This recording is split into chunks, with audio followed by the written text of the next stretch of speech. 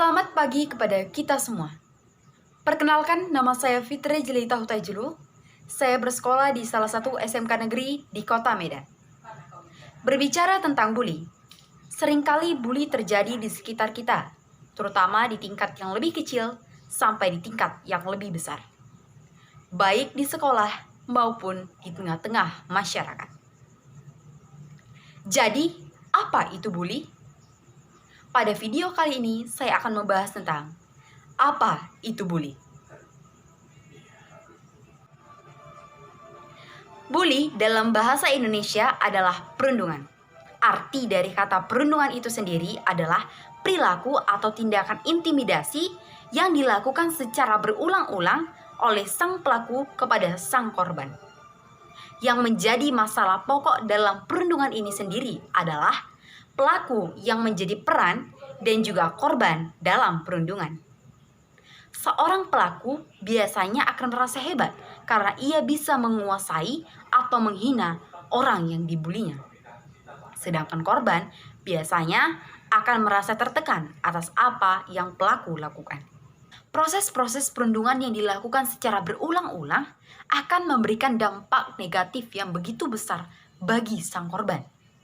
Terutama adalah rusaknya mental sang korban yang ditandai dengan adanya sikap sensitif, meluapnya amarah, adanya rasa kekhawatiran atau kecemasan, depresi, melukai diri sendiri, bahkan bunuh diri.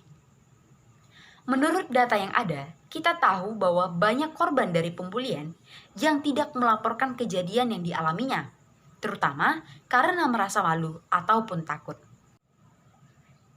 Tidak sedikit generasi kita Indonesia yang memilih bunuh diri hanya karena dibully.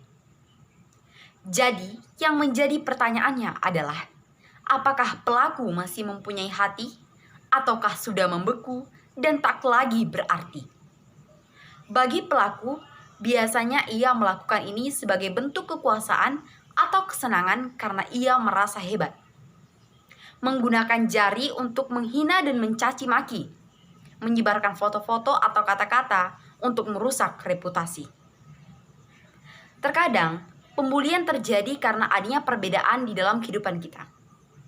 Ingat, kita ini Indonesia, beragam agama, suku, ras, dan kultur budaya.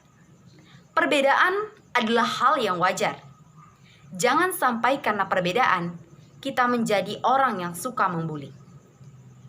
Ingat, jika kita ingin merasa hebat, dipandang hebat, bagaikan pahlawan, maka hormati dan hargai sesamamu. Cara yang paling utama dan paling sederhana cuman satu, yaitu jangan membuli.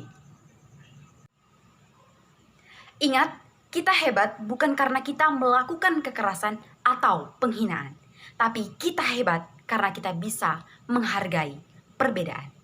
Jika kita melihat perundungan, jangan takut untuk melapor. Mari jadilah generasi pelopor. Ayo kita cegah perundungan. Jangan sampai kita yang masuk dalam kurungan. Hiduplah 100% bersahabat dengan saling menerima dan menghargai perbedaan.